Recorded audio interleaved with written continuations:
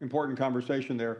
As with our next guest, Michelle McKenna will join us in a moment. She is the Chief Information Officer at the National Football League. We talked to her right before the draft. She was in charge of all of that, and she put out a tweet honoring her friend and the revered coach Pat Dye, talking about the difference that he made in her life. And I remember having a conversation with Coach Dye when he was promoting Michelle for a job at Auburn, and he was a huge fan as well. And I know they watched a game a couple of months ago together. Michelle, thank you very much for joining us. I know so much is going on in the world with where you work and where we all are. But we first of all hope you survived the NFL draft. We were worried about you. Good afternoon.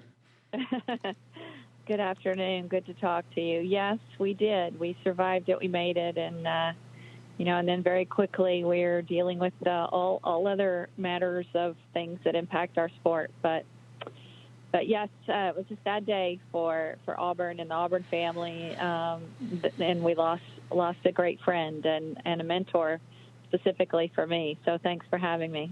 Thank you. And Michelle, I've done a handful of interviews yesterday and today, trying to reflect back to when I first met Coach Dye back when he started at Auburn. But I'm particularly interested in your relationship with him, especially over the years, because you used the phrase mentor for somebody at a position like yours. I know how proud he was of you, but tell us your story. How did it begin?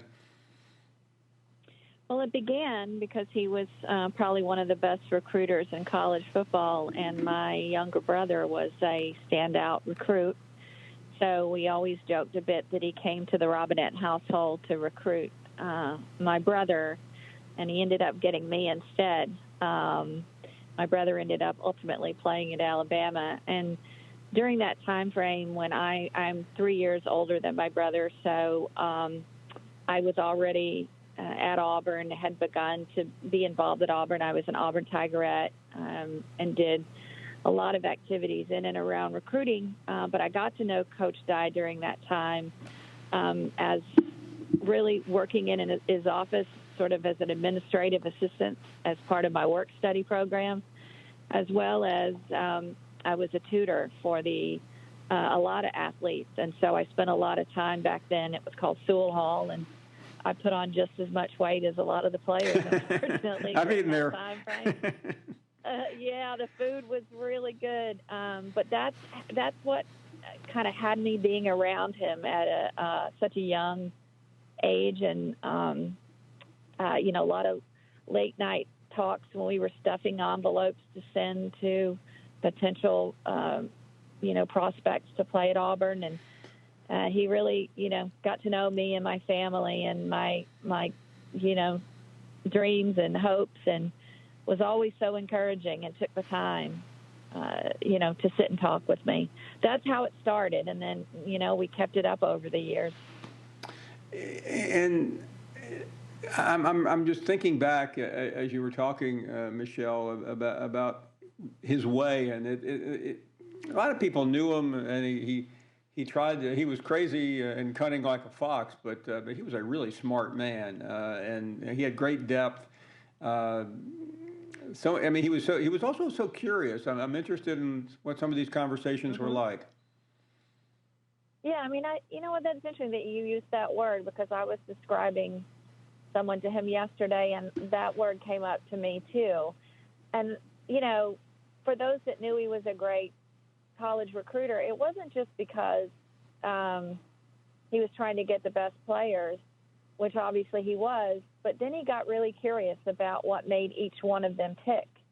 And I think he did that with people that he came in contact, that he cared about, that he developed a relationship. So some of our early discussions, and the reason I've said that he's such a mentor to me, and particularly in my even role today, was we had to take a test when I first became an Auburn Tigerette. We did like a test about our football knowledge, and I remember Sue Locklear was our sponsor, and she gave the test. And at the end of the test, he came in and asked, for who took the test, and whoever scored the highest on the test, he wanted to meet with us, and it happened to be me. I was the one that scored the highest.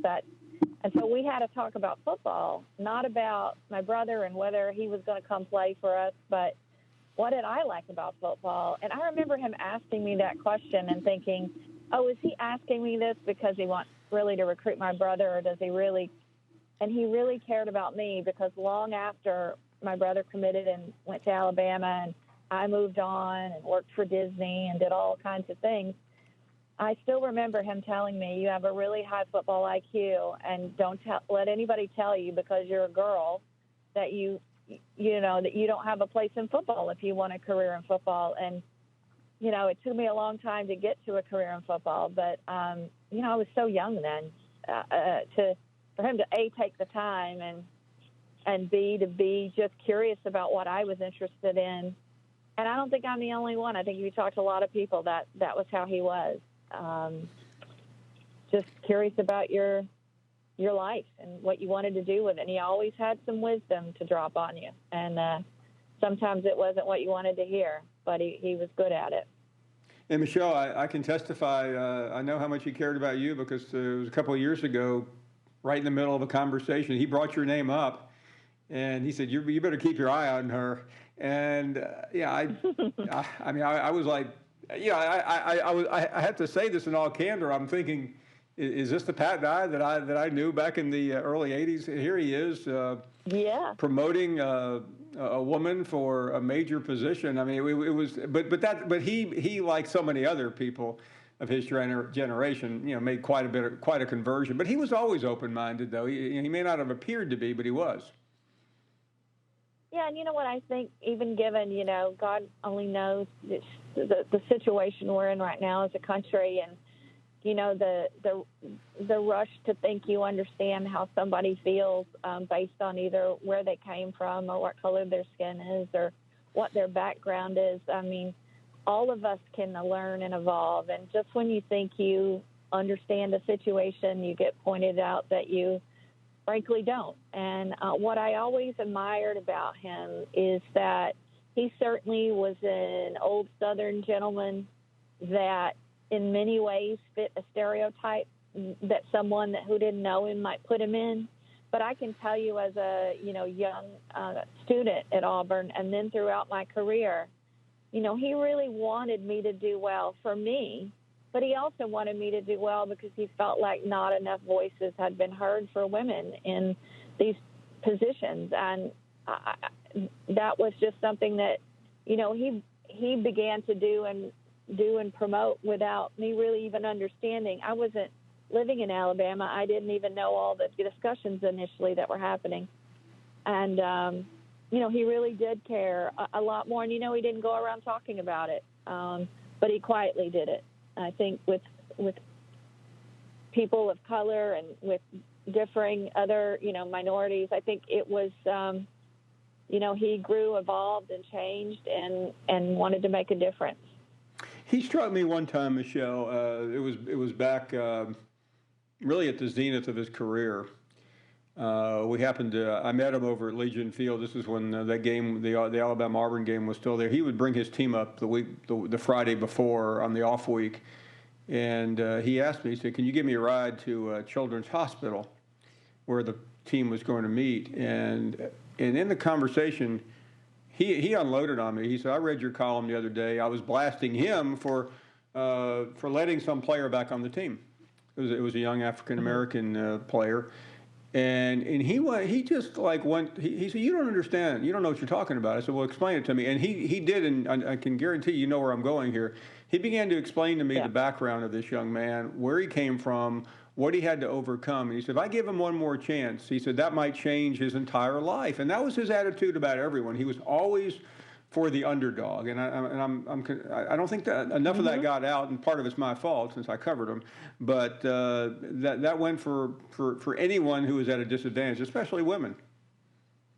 No, so true, so true. I think the reason he was as good of a recruiter in those years, and the reason Auburn, we were top of the, we had great athletes that came to play for us because because they felt like, and reason they felt like is because it was genuine. And that's often the thing that, should you say something or not say something is always, certainly we always think about.